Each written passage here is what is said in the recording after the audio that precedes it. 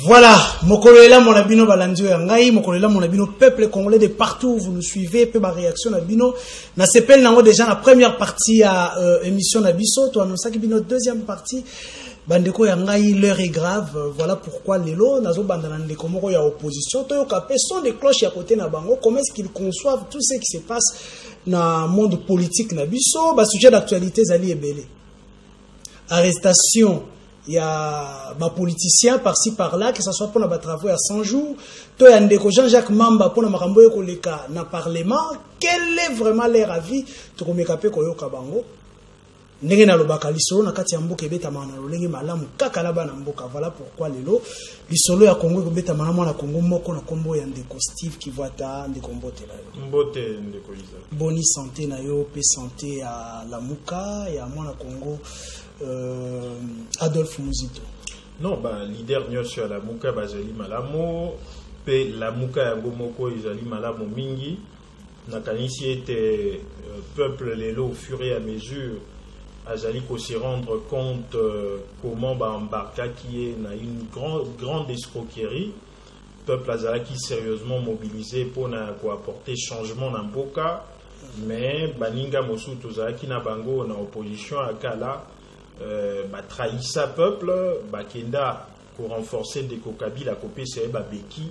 Voilà que les lots toujours dans la continuité, il y a souffrance, il y a peuple sur le plan sécuritaire, même à ta Zambie et comme Sakanabiso, sur le plan politique de manière générale, cacophonie, Koswana, Nakoswana, Makamba Malongezate, amateurisme au sommet de l'État, tout constater en gros. Un premier ministre inefficace, un gouvernement incompétent. Apparemment, comme na makila ya papa Etienne Tshisekedi ya bwaka kanyonso andimaka lokote, bon on a été que beaucoup nager bino nyonso na radicalisme wana o papa Tshisekedi atambola kina yango. Bon, na évité soki ndeko lingina ndima makambo ke $10 is égal à 20 000 francs. Parce que peut-être yo souffra kaloko abisote ebi ke lelo komi okopesa mama mosolo ya wenze kokukate. Soki okeyo somba carburant obe matata. Donc vie sociale ezali intenable. Olingi nandi manini nandi mabandeko na biso bazali kokufa na Beni. O ndeko Félix alobaki akocha état major kuna akosilisa makambo wana. Kino lelo eloko eko bongeza te ba bilenge oba ko dénoncer insécurité ba oti isuku boma moko nandi mawana. Olingi nandima nini nandima que budget ezaki balobaki koza 11 milliards bakisi na 5,5 milliards leo lisu bakolo baba kitisa lisusu kondima ezalaka kondima tetango makambo nyonso eko kende malamu kasi kondima ete moi pa esalami lolo bakoki kokanga bato ya minene oyo bazaki pembeni ya bakonzi ya mboka te lelo bakoki kokangama guerre oyo ezalaki na este ezali lisu ndenge ezalaki lobi te moi évolution ezali bon banini kondima 1 avant tokende na 2 3 ndeko kebo kobangisa ngai donc mpona yo guerre na este esili oyokaki yango wapi dernièrement bauti koboma elenge moko na Beni parce que baza ko dénoncer makambo ya guerre ya est biso tozalaki na Beni hein biso ofetaki Noël na bana Beni te guerre ezali kino lelo ba quartier musu bato bakima parce que okuneza même guerre asymétrique ba ko boma moto ovani na ndako na ba koteli yo ba bomi yo mwasi na bana guerre wa pesila avancer nini olingi otobetela maboko ngana koluka ata Covid-19 o ya pamba okoyoka bato bako bela bako réclamer que baza mal prise en charge. Ndeko docteur Mouyembe a 635 millions pour nous amakoki à lutter contre Covid-19. Communication mala moizate. Ba créer fonds national ya solidarité. Kino lelo to ebite combien ekota na fonds national wana ya solidarité. Programme ya 100 jours ndeko Félix Tshisekedi ya memaki kino lelo obe scandale na scandale. Chaque chantier ezali na scandale nango. Siko koloba ke tango nde lokwa bato ite pese mobaloba bongo ya lokwa ba ndeko kamera kangami nde koma trophée na bango ya état de droit. Donc état de droit égale arrestation à caméra. On etali bango ya makambo na bango ya cash na ebite notion nini baza nango ya état de droit compréhension ni bazali na yango.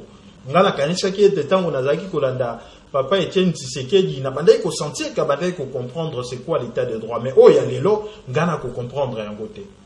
État de droit est commis, Soki Ndenge de Jean-Jacques Mamba, à côté ça qui pétition contre Ndeko Jean-Marc Kaboun, bah commis Holandais là, n'anda qu'on n'avait pas dérangé. Avant tout qu'il y a Jean-Jacques Mamba de manière arbitraire. Quand il y a la moi l'ombangoté, la ligne était avant tout comme on a Jean-Jacques Mamba parce que vous avez moi la responsabilité, on se souvient de Tikayo. Na lingi o bandana na makambo ya o ekota ki na justice liboso to bani na makambo ya ndeko kamere es tango boko tala yango boko mona acharnement to pe justice soki olongwe wana okei na makambo ya kokangama ya ndeko évêque mukuna okomona yango acharnement to justice rapidement. Non, d'abord makambo ya ndeko kamere makambo ya 100 jours ezaki scandale.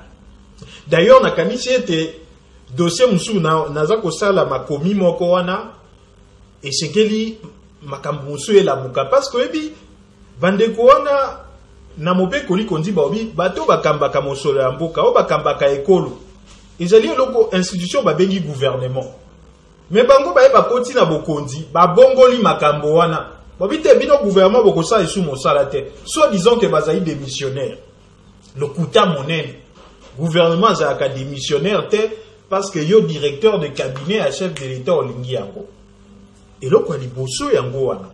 Mais bango ba eko créer à la place à gouvernement, batie elo komo ba bengi comité de suivi à programme à 100 jours. Na kati ya décision batie comité de suivi wana ba mi pesi droit ya 5% sur mosolo nyonso ekozala décaissé sur projet. Oh, on a des rumeurs, Kassina Mokanda, vous n'avez pas de preuves, ndeko Steve Kikwata. Décision portant organisation et fonctionnement à comité de suivi et bima qui était nakanisi etendeko il faut qu'on s'informe bima qui parmi les articles bah commis que comité a suivi on a fait à la financer à la hauteur de 5% il y a chaque projet à programme à 100 jours donc sur 425 millions bango bazaki plus ou moins n'a droit à 30 millions de dollars une soixantaine de personnes payent, il y a des dossiers, il y a des documents, chaque membre a bandé pour signer. Prochainement, on va y avoir des documents et puis tu peux mettre sur le nom. Kasi ok. Donc dès lors qu'il bosse en Goana, ba signer qui bandé pour Zomosoloana. La comité de suivi wana, ba ministre Moksusu Bazalaki, ba députés provinciaux, nationaux. Donc et là comment quoi bizarre pour remplacer le gouvernement. Donc pour la kolobake ba bébé zaki ki. Bah, ça li ba marché de gré à gré en violation à Mibé qu'on a biso parce qu'au-delà de $25 000 pour certains travaux, puis au-delà à $50 000 pour d'autres, il faut qu'il y ait un appel d'offres. Bango ba sali lisolo ya miso na miso. Marché de gré à gré déjà, ils ont bizarre et même makana ba infraction mais donc ba infraction ezalaki maintenant il y a zali coupable, ils ont dit justice ndé motoko ibisa biso, ceux qui ont des kokamere. Ceux qui ont membre mosusu à comité de suivi na kanisi ete ezali acharnement te ezali tout simplement yango il faut que bete la justice ya régime ya cash maboko po ete ko cha maboko na bayeba ko simba mbongo ya leta non deko esengeli to corriger sika wana to luka ko pesa bato trophée en désordre te justice ezali na ba cours et tribunaux moto ba randaka justice toza kozila totala qu'est-ce qui va arriver parce qu'un des caméras a bénéficié de la présomption d'innocence peine à droit de la défense, baza ko défendre il lui appartient et à ses avocats à se défendre. To lukate ko bimisa yango comme trophée à ndeko Félix Tshisekedi parce que Félix Tshisekedi a géré la justice te. Toza ko zelaye socialement, dollar et komata, asalini, to ko monate. Sur le plan de sécurité, mboka na biso même Zambie a commis ko attaquer biso. Na est guerre et aussi la terre. C'est là où on l'attend. On l'attend na côté à Kobongo l'économie na biso agent incapable il y a qu'on mobiliser 11 milliards de dollars de budget coronavirus même 5,5 milliards de dollars à kokokate te yangwana obi bino ba journaliste boza quatrième pouvoir faut boye bakako s'informer na 2019 a dépensé 500 millions de dollars au-delà de la recette à Zoa. Déficit budgétaire est bandé en 2019. Yango ça là que dollars déjà perdre valeur nango depuis 2019. Donc 500 millions de dollars on a déficit et ça qui a qui banque centrale a botissimo mosso. Yango ça là que dollars qui perdre valeur. Et de l'autre côté, en 2020, au chiffre au ministre de la Finance a contesté, chaque mois, babandé ko ça la planche à billets plus ou moins 100 millions de dollars parce que le déficit est là à 100 millions. Il y a un dollar et ko perdre valeur.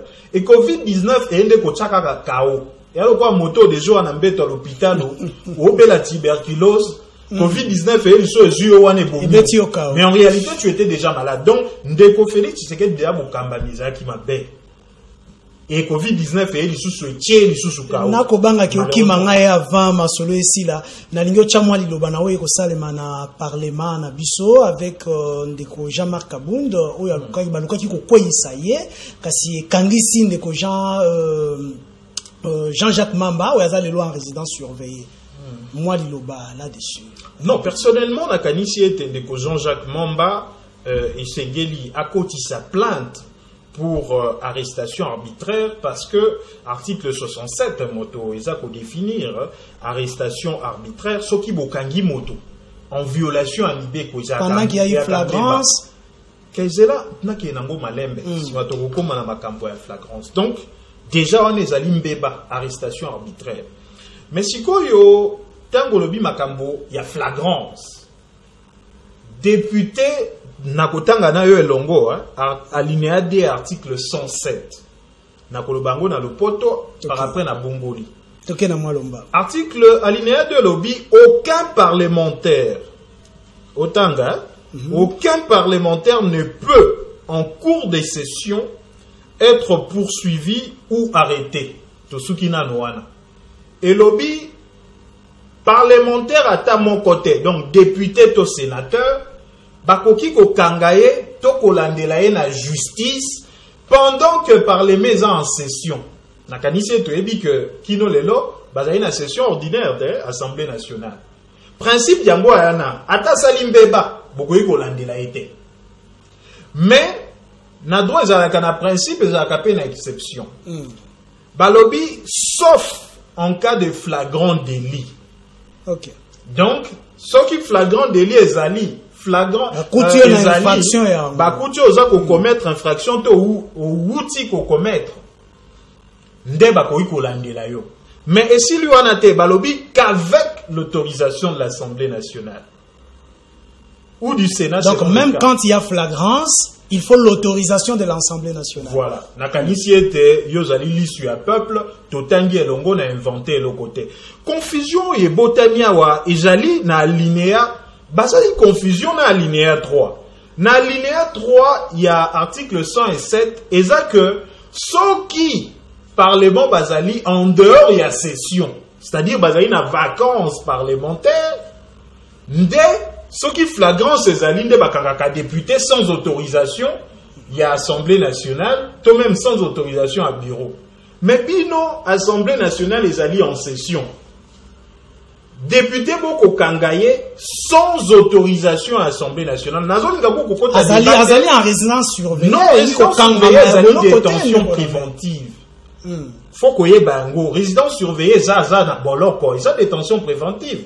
Parce que ça n'a pas privé liberté à circulation. Pour certaines personnalités, au lieu de na prison centrale Yamakala, bako en résidence surveillée, mais ça au Kangami. Bakoki ko sala yango te parce que dans l'article 67 il y a code pénal et ça ko interdire arrestation arbitraire na détention illégale. Bokoki ko kanga motote en violation à libeko ndenge na lobi ndeko Jean-Jacques Mamba normalement faut porter plainte parce qu'effectivement eloko basali envers ye ezali mbeba pe fois senga ba dommage et intérêt ezali normal te que ba institution ba service o esegeli ko assurer justice bango moko basala injustice là lo ba ndenge ba ki okanga ndeko ne mwana nsemi ba ko kanga moto ba ko piller et ça normal oui on des ali ba dérapage des alara toujours non mais c'est ça effectivement c'est basé comme ba dérapage des alliés infraction des alliés infraction moto wana boye ko kanga e bobi asali mbeba bino moko boye ko kanga ete en commettant une autre infraction donc bino moko pe boza ba kangi na kanisi ete ndeko Kasongo, commissaire provincial, à l'accès qui était bakangaki ba policier, mais normalement il fallait une audience foraine, vraiment passer publiquement, comme ça, et servir des leçons à d'autres, parce que comme il faut comme habitude, et ndeko Jean-Jacques Mamba, effectivement, à Koki Kozala en résidence surveillée maintenant, na moni était Assemblée nationale, bazako senga était à libérer, peut pas cesser ma poursuite, c'est ça du droit. soki bato mosusu balingi état de droit ezalaka bongo te. Parce que en réalité eloko wana il faut komituna motuna à qui profite le crime. Parce que eloko wana moto akoki kosepela kaka basa ndeko Jean-Jacques Mamba bongo ezali moto yo ala na posa ke balandela lisusu te. Parce que on dirait objectif na bango ezalaki ete tango pétition na bako déclarer ngo que ezali faux. Et que ça a été moyen ba user les sources du faux exacté. Sinon te bateau bako user du faux, bako la paix condamné pour usage du faux. Yango wana basali ba contourner ba immunité parlementaire parce que je ne peux pas comprendre qu'à niveau il y a parquet général près la cour de cassation baye bakotanga alinéa D article 107 T. Voilà, ndeko Steve Kivuata et sengonanga ezaki ya koyamba ona plateau na biso atako tango eko permettre penzate. Je crois aux autres promettre population peut balandilanga yete okokutana na bango prochainement parce que minito ba kozela yo po ba benga. OK. Kasi moi tango na yo permettre te. Je crois prochainement ou encore la semaine prochaine à ozala na biso pona ko continuer émission Nabiso. Émission Nabiso, continuer avec d'autres invités. Merci beaucoup et toujours continuer tout de suite avec Glody.